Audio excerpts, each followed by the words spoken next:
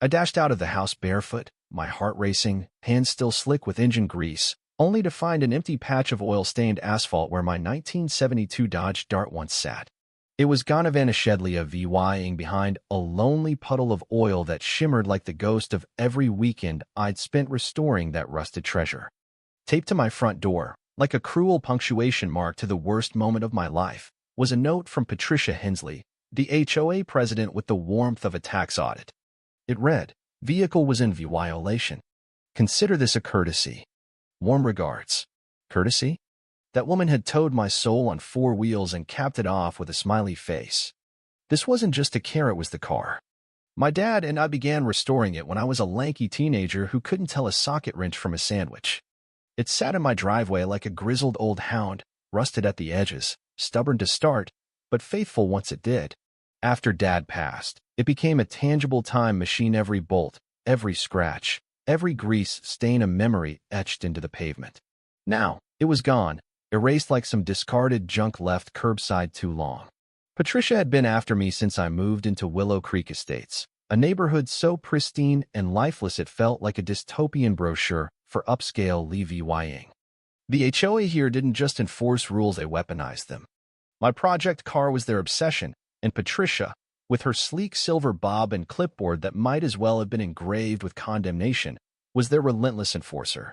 The tension had simmered for months.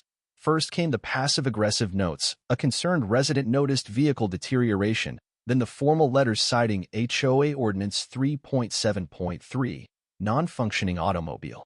I tried reasoning with her, even offered to move it to the side yard and cover it, but Patricia didn't want solutions. She wanted dominance. While I was away on a 3-day work trip, just 72 hours, she pounced, hiring a tow company to haul it away and labeling it abandoned property. My baby reduced to the status of a Craigslist cast-off.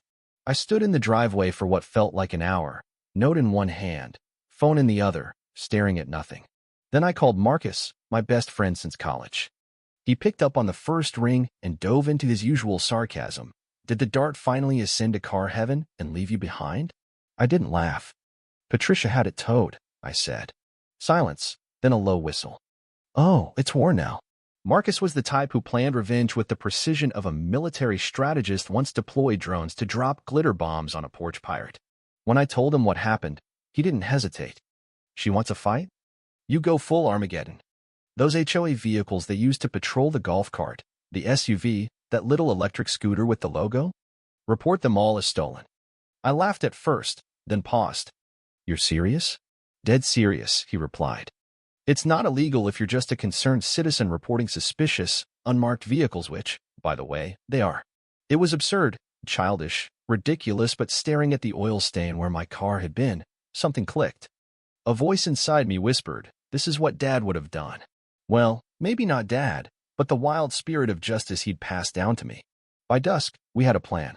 Marcus arrived with snacks, binoculars, and a suspiciously detailed HOA vehicle schedule he'd swiped from a neighbor's unsecured email. He dubbed it Project CARE, Community Association Revenge by Enforcement. He insisted it sounded epic if you said it with flair.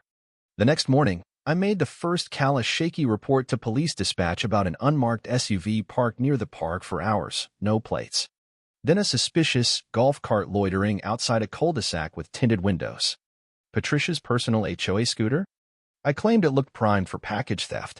It didn't take long. Officer Daniels, a local cop with a mustache thick enough to double as a shelf, showed up, clipboard in hand. He investigated, took notes, and even had a few vehicles towed for verification. The neighborhood group chat erupted. Why are HOA vehicles being taken? Did someone steal the golf cart? I saw Patricia arguing with a tow truck driver, her composure fraying as her bun loosened and her walkie-talkie crackled with frantic orders. "We're under attack." Marcus and I watched from my porch, sipping iced coffee like suburban masterminds. "She has no clue," he grinned. "We're not just striking back, we're dismantling her reign." Things escalated when Patricia pounded on my door, wying HOA bylaws like a subpoena. "I know it was you," she snapped. I feigned innocence. "Patricia, I've been mourning my car's tragic disappearance." I'd never stooped so low. Her eyes narrowed. "You're playing a dangerous game." I smiled. "Only if someone brings the match." She stormed off. And as I watched her retrieve her HOA-issued SUV currently impounded, I felt a spark of joy I hadn't known since the Dart vanished. The next day, Marcus arrived with a tablet, donuts, and a VY8ers, looking like a conspiracy nut who'd cracked the code. "It's time," he said, dropping the donuts on my grill. We sat under the carport where my Dart belonged, plotting. Marcus had mapped every HOA vehicle, 6 in total: the branded SUV Patricia drove, the golf cart Jeff patrolled in like a wannabe security guard, the scooter, an unmarked sedan for personal HOA business, red, coffee runs, a storage van, and an ATV funded by last year's budget. "How do you know all this?" I asked. "I joined their Discord," he said grimly. "Boomers can't code, but they can spill tea. Plus, Mrs. Larson let me in, still a board member emeritus." I blinked. "The raccoon lady?" "Our inside source now. We weren't criminals, just rule benders using Patricia's own playbook against her. Reporting suspicious vehicles wasn't a crime. It was CIVYC duty. Marcus crafted detailed reports: suspicious vehicle near playground, golf cart loitering with no ID, unlicensed sedan by mailboxes. We spaced the calls, used burner apps, even a payphone once.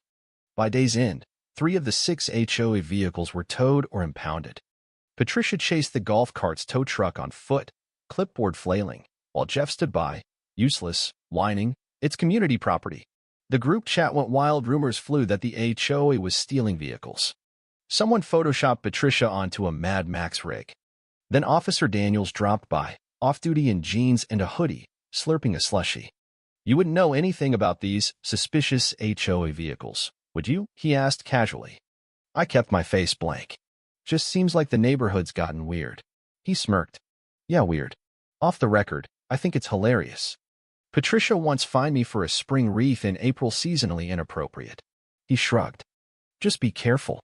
With that, we had an ally. Without their vehicles, the HOA crumbled. Patricia held emergency garage meetings no one attended. She patrolled on foot with a flashlight in daylight, measuring grass with a ruler.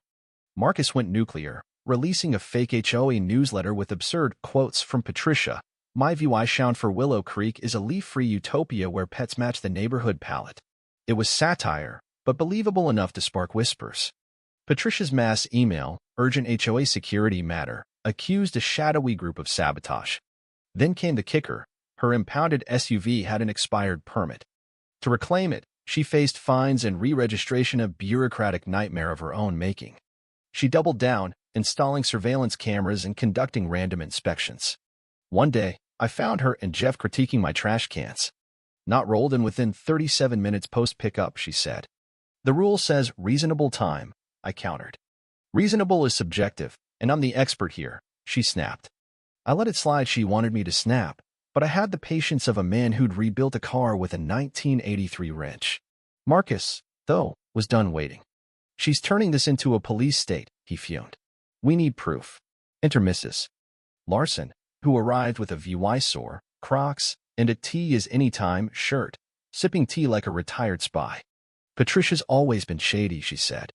In '89, she tried to oust me over a lawn flamingo. She produced a folder of records, budget discrepancies, vehicle logs, and proof Patricia used HOA funds for her SUV's safety upgrades. A Facebook photo sealed it: Patricia beaming by her customized ride, captioned, "Thanks to HOA funds for bulletproof windows, the blessed." We ambushed an HOA meeting with a slideshow. Patricia, queen of corruption. Receipts, timelines, photos. The room exploded. "You fined me for a birdbath while splurging on windows," one neighbor shouted. Patricia stammered, "This is a smear campaign." Officer Daniels walked in, skimmed our EVY Denke, and said, "We'll look into this. Get your paperwork ready." She fled, silent for once. That night, the HOA suspended her, Jeff quit, and a new board formed. Marcus nominated me. "You stood up to her," he said. I reluctantly agreed, and the applause was oddly loud for a guy once cited for rust. I reclaimed the Dart from the impound, loaded dusty, defiant relic. It sputtered to life, wheezing revenge.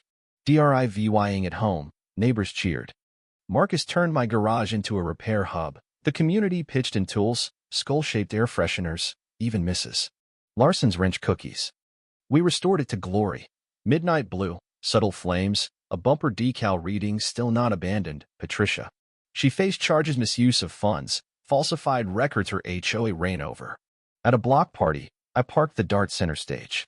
Patricia drove by in her minivan, her face a mix of disbelief and defeat, then vanished. Marcus toasted to horsepower and payback.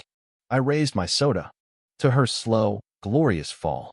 Later, I sat on the dart's hood, the night alive with laughter and barbecue. Marcus handed me a stale donut. We could have gone the legal route, he said. Yeah, I grinned, but this was way more fun. I drove the dart that night, windows down, paint gleaming, freedom in motion, a middle finger to tyranny on 4 bald tires.